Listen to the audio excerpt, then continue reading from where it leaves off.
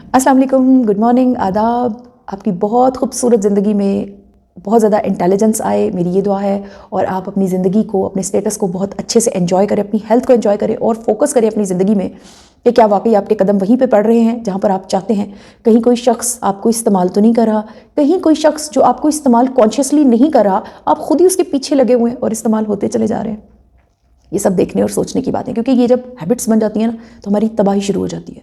हमें पता नहीं चल रहा होता, लेकिन हम मुसलसल तबाही के रास्ते पर जा रहे होते हैं।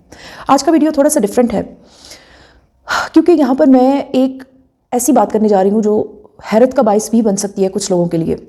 मैं बहुत छोटी थी। अच्छा, इस वीडियो के दो साइड्स होंगे। एक तो ऐसे कि look who is your teacher, और दूसरा look who is your teacher. दोनों साइड्स को आपने देखना है क्रिटिकली, आपने एनालाइज करना है कि आप किस साइड पर खड़े हैं, आपकी इंक्लिनेशन किस टीचर के साथ है, आप क्या कर रहे हैं, क्या आप अपने वक्त को यूटिलाइज कर रहे हैं या वेस्ट कर रहे हैं। वीडियो को शुरू करती हूँ। मैं बहुत छोटी सी थी, मुझे याद है कि मैं शायद 7th या 8th क्लास में पढ़ती थी। तो मैं एक दर्स प्रोग्राम पर गई, क्योंकि मैं एक मजहबी घराने से ताल्लुक़ रखने वाली बच्ची थी। तो हमारे घर में उमूमन बहुत ज़्यादा दर्स व तदरीस की बातें हुआ करती थी। तो वहाँ पर एक लेडी उतरते हुए मैंने उनको गाड़ी से देख लिया था, क्योंकि मैं उस वक्त ग्राउंड में खड़ी थी। वो बहुत बड़ा एक जो है ना वो दर्स प्रोग्राम होने वाला था, जलसा टाइप होने वाला था।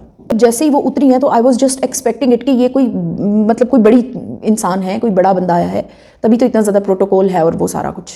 खैर, वो लेडी जो है she was wearing a very expensive abaya, and I unconsciously, मैं कभी भी इन चीज़ों को नहीं देखती, मुझे नहीं पता होता किसने क्या पहना। खैर, मैंने उनको उतरते हुए देखा और मैं बिल्कुल भी क्रिटिकली उनको नहीं देख रही थी। वो एक जैसे था ना, एक बच्चे की, एक लड़की के अंदर एक खूबसूरत सी विश आती है कि खूबसूरत लेडी है, मैं उन्हें देख रही हूँ। इससे ज़्यादा उनकी कोई डिटेल मेरे दिमाग में नहीं थी। She was wearing Payal of gold, और उनका जो कुछ भी उस वक्त विजिबल था वो बहुत ज़्यादा गोल्ड पहने हुए थी। प्रॉबेबली दैट वाज गोल्ड, और जो भी था वो मतलब जूल्स थे। और वो उस वक्त लैंड क्रूज़र गाड़ी से निकल रही थी। उनका एक बावर्दी ड्राइवर था जो उनके साथ बैठा हुआ था। She was sitting on the front seat, और जो पीछे थे उनके गार्ड्स थे। तो इससे मुझे अंदाज़ा हुआ कि ये कोई, इसीलिए वो मेरी तवज्जो का मरकज़ भी बन गई। जैसे ही वो अंदर जाती हैं और दर्स शुरू होता है तो आई फाउंड इट आउट कि वो वहाँ पर बैठी हुई थी और उन्होंने दर्स देना शुरू कर दिया। अब सारे का सारा दर्स जो था वो किनात, आजिज़ी, कम में गुजारा करना और ख़वातीन को इस चीज़ की तरफ राग़िब करना कि they should be thankful to their creator. जिस भी हाल में उन्हें रखा गया हो उसको उसमें गुजारा करना चाहिए, और हर वक्त जो है ना अपने ऊपर एक क्रिटिकल एनालिसिस वाली जो कैफियत है वो रखनी चाहिए, और कभी भी शिकवा दिमाग में आना नहीं चाहिए। अपने बच्चों को भी यही सिखाना चाहिए कि जिस भी हाल में हमें खुदा ने रखा है वो बहुत अच्छा है और हमें उसमें से बहुत ज़्यादा आसानी से गुजरना चाहिए। अच्छा, अब ये मैं सारा कुछ देख रही थी, but my brain was not responding to that lady, means I was not finding her sincere, क्योंकि वो नहीं थी जो वो बोल रही थी, वो नहीं थी। ये एक एंगल है कि आपको देखना चाहिए जिसकी बात आप सुन रहे हैं उसके इर्द गिर्द क्या है, जिसके आप व्यूअर हैं, जिसे आपने सब्सक्राइब कर लिया है, जिसको आप देख रहे हैं, जिसको आप सुन रहे हैं, उसके अंदर ऐसा क्या है, क्या वो वाकई वो है जो वो बोल रहा है। और अगर वो नहीं है, face is the index of mind. मेरा यकीन है इस चीज़ पे, face is the index of. हाँ, यहाँ पर कुछ एक्सेप्शनल केसेस होते हैं कि शक्ल से वो बंदा पहचाना नहीं जा रहा था, लेकिन पहचाना जाता है अगर आप अपने दिमाग की खिड़की को खोल कर देखें तो, मुझे ऐसे लगता है। दूसरा जो व्यू है, दूसरा जो एंगल है लाइफ का, वो बड़ा खूबसूरत है। वो ये कि look out, watch out who is your teacher. Reason, आपकी सक्सेस आपके टीचर पर बेस करती है। मैं 4th क्लास के बच्चों को पढ़ा रही थी तो मैंने ये बात उनसे डिस्कस की थी कि आपको अपने टीचर को आइडलाइज करने से पहले, कॉपी करने से पहले, उसको क्रिटिकली एनालाइज करना चाहिए, उसको जज करना चाहिए किसी हद तक, और फिर उससे बढ़कर खुद को प्रूव करना चाहिए। ये बहुत बड़ी बात है। ये परमिशन जो आपको टीचर दे रहा है ना, जिसके अंदर ये चीज़ आपको नज़र आ रही है कि वो अपने जूते आपको दे रहा है कि तुम इसमें खड़े हो जाओ। Now my experiences are yours. एक टीचर्स ट्रेनिंग की वर्कशॉप थी जिसमें कि ये पॉइंट रेज किया गया कि never tell your experiences to your teachers, students. I raised this question कि no, this is wrong totally. We should be discussing, we should discuss our experiences to the kids. So that they come to know कि मुझे ऐसा नहीं करना, या अगर ये situation मेरे पास आ जाए तो मुझे कितना पॉलिश्ड बिहेव करना चाहिए, मैं क्या कुछ कर सकता हूँ, पॉसिबिलिटीज। जब तक हमारे पेरेंट्स अपनी ज़िंदगी को, हमारा और हमारे पेरेंट्स का जनरेशन गैप क्यों आता है, इसी वजह से आता है। वो एंजेलिक बिहेव करते हैं, वो हमें ये एक्सप्रेस करते हैं कि we are belonging to some other planet, हमने तो कभी ऐसा नहीं किया, हमने तो। हालांकि अगर हम अपने बच्चों को ये बताएं कि जब मैं छोटी थी, मैं अपने बच्चों को हर रोज़ यही सेंटेंस बोलती हूँ, जब मैं छोटी थी मैं भी ऐसा ही करती थी, जब मैं ऐसी थी तो मुझसे भी ऐसा ही होता था। There is not a rocket science in it. आप दूसरे शख्स को, जैसे आप किसी का दुख बांटते हैं, आप उसके हाथ पे हाथ रखें, उससे ज़्यादा ये चीज़ इफेक्टिव है कि आप उसको ये बताएं कि मैं समझ सकती हूँ, मेरे साथ भी ऐसा ही हुआ था, या जो भी आपके साथ हुआ आप भी अपनी बातों से शेयर करें, उसको लगे कि we belong to the same race. I think you are getting my point. अब अगर मैं ये कहूँ कि आपका टीचर आपकी बिल्डिंग की बेसमेंट की हैसियत रखता है तो ये गलत नहीं है। आपके एक्सपीरियंसेस जो आपको होने वाले हैं, आपकी इंटेलिजेंस, आपकी ऑब्जर्वेशन, आपकी स्किल्स, आपका वे ऑफ लिविंग, आपका कॉग्निटिव लेवल, हर चीज़ आपके टीचर पर बेस कर रही है। अगर आप किसी को कुछ समझकर, कुछ आइडलाइज करके किसी के आइडिया को लेकर अपनी ज़िंदगी गुजार रहे हैं तो you should be very careful, क्योंकि आपके टीचर की सक्सेस आपकी सक्सेस से इंटरट्वाइंड है, गुंदी हुई है, जुड़ी हुई है। लेकिन यहाँ पर एक और इंतहाई ज़रूरी काम जो उमूमन हमारे बच्चों के दिमागों में नहीं डाला जाता, वो ये कि आपके टेस्ट के जो मार्क्स आपके टीचर ने लगाए होते हैं, मैंने इंतहाई बेबस बच्चे देखे हैं, बेबस लड़कियां, मास्टर्स की लड़कियां जो कि ऑफिस में जाकर अपने मार्क्स बढ़वा रही हैं।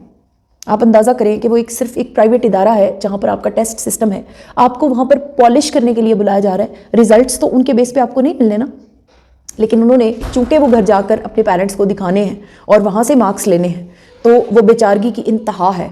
यानी हम ये श्योरली कह सकते हैं कि हमारी सक्सेस या फेलियर बेस करता है हमारी ऑब्जर्वेशन पे। ये नहीं कहना, ये नहीं सोचना कि हमारी सक्सेस या हमारा फेलियर बेस करता है हमारे टीचर्स पे, क्योंकि हमने ऑब्जर्व किया, हमने उनको परसीव किया। अगर गलत किया तो भी हमारी जिम्मेदारी, सही किया तो भी हमारी जिम्मेदारी। ये भी एक बड़े सोचने की बात है, ये भी हमारे बच्चों में बिल्कुल भी नहीं भरी जाती, और इसी वजह से उनके अंदर बदले की आग बहुत ज़्यादा होती है, सब्र तहम्मुल बिल्कुल नहीं होता, अपने कसूर की जिम्मेदारी कबूल बिल्कुल भी नहीं करते, क्योंकि हमारे बड़े भी यही कर रहे होते हैं। बहुत आसानी से वो अपना कसूर, मेरे हालात बुरे थे, मेरे साथ ऐसे हुआ, मेरे साथ वैसे हुआ, ये सोचने की बातें हैं। एक पहलू हमारी आज की डिस्कशन का ये भी होना चाहिए कि क्या हमारे टीचर्स बदलते वक्त के तकाज़ों को पूरा कर रहे हैं? क्या हमारे टीचर्स ऑलराउंडर्स हैं? क्या हमारे टीचर्स ऐसे एम्बॉडीमेंट्स हैं जिनको कॉपी किया जाए, जिन्हें आइडलाइज किया जाए, जिनकी मेंटालिटी को बेसमेंट के तौर पे अपनी बिल्डिंग को बिल्ड किया जाए? क्या ऐसा हो रहा है, या वो भी चंद अधूरे लोगों में से एक हैं? सोचना हमारी जिम्मेदारी है। और अगर हम उस्ताद हैं तो फिर मेरा ख्याल है कि स्पीचलेस जिम्मेदारियाँ हमारी इतनी ज़्यादा कि अनगिनत, जिनको लिस्ट में भी समोया नहीं जा सकता। सबसे पहली ड्यूटी हमारी ये है कि हम खुद को टीचर होने तक महदूद ना रखें। सबसे ज़्यादा रिस्पॉन्सिबिलिटी हमारे ही कंधों पर है। हमें ना अपने स्टूडेंट्स से रिजल्ट्स चाहिए होते हैं, हमें अपने बच्चों से रिजल्ट्स चाहिए होते हैं, हमें दूसरों से फेवर्स चाहिए होती हैं, जबकि हमें पता नहीं है कि सारी ड्यूटी, सारी जिम्मेदारी हमारी थी। बजाय इसके कि मैं अपने बच्चे को ये तालीम दूँ कि जब दो बड़े बात कर रहे हो तो बीच में नहीं बोलना, मैं उसके सामने कभी भी जब वो बात कर रहा हो बीच में ना बोलूं। बजाय इसके कि मैं अपने बच्चे को ये बोलूं कि सच बोलो, हमेशा सच बोलो, हमेशा सच बोलो, मैं उसके सामने हमेशा सच बोलूं। ये छोटी छोटी चीज़ें हम करते नहीं हैं, और यकीन करें कि हम ना करके भी, मैंने ऐसे ऐसे लोगों को ये हवाला देते हुए देखा है कि मैंने कभी झूठ नहीं बोला। बहुत बड़ा दावा है, बहुत बड़ा दावा है, और बहुत कम भरा हुआ घड़ा इस तरह से लगता है। यानी कोई बहुत बेचारा सा इंसान होता है जो ये दावा करके उठ जाता है कि मैंने कभी झूठ नहीं बोला। बहुत बड़ी बात है। सोचें, समझें और अपनी जिम्मेदारी को पहचानना ज़्यादा बेहतर है, ज़्यादा आसान है, ना कि अपनी फिंगर को दूसरे पे पॉइंट आउट करना। This is easiest way to live a life. लेकिन यकीन करें कि वो लाइफ एक वेस्टेज पे एंड हो जाएगी। जब आप चले जाएंगे इस दुनिया से, कोई भी शख्स आपको एज अ रोल मॉडल याद नहीं करेगा। चंद लोग शुक्र ज़रूर करेंगे कि हमारी जान बख्श दी, इस शख्स ने चला गया हमारी ज़िंदगी से। जजमेंटल होना बहुत आसान है, खुद दूसरे के जूतों के ऊपर खड़े होकर उसके सीन को समझना, उसकी साइड से, उसके एंगल से दुनिया को देखना बहुत मुश्किल है। मेरे वीडियोस को देखने का बहुत शुक्रिया। अपने कीमती वक्त में से आप लोग वक्त निकालते हैं। यकीन करें कि मुझे इसकी बहुत कदर है, और मैं खुद को एक बिग ज़ीरो से ज़्यादा कुछ भी नहीं समझती। मुझे ऐसे लगता है कि जैसे मेरा हर लम्हा ना मेरे पिछले लम्हात को निगेट करता हुआ मुझे आगे बढ़ा रहा है। और इसमें स्ट्रेंथ है, मैं फील करती हूँ इसमें खुशी है, इसमें मेरा मुकम्मल होना मुझे पसंद आता है। मुझे ऐसा लगता है एक और स्टेप कवर हो गया, मुझे लगता है कि हाँ ये भी ठीक है, ये भी ठीक है, ये भी ठीक है। मुझे आज तक अपने किसी कसूर का कोई जिम्मेदार नज़र नहीं आया सिवाय मेरे अपने। इसलिए हो सके तो इस बात के बारे में सोचिएगा। मेरे वीडियोज़ को देखने का बहुत शुक्रिया एक दफ़ा फिर, थैंक यू सो मच। अल्लाह हाफिज़।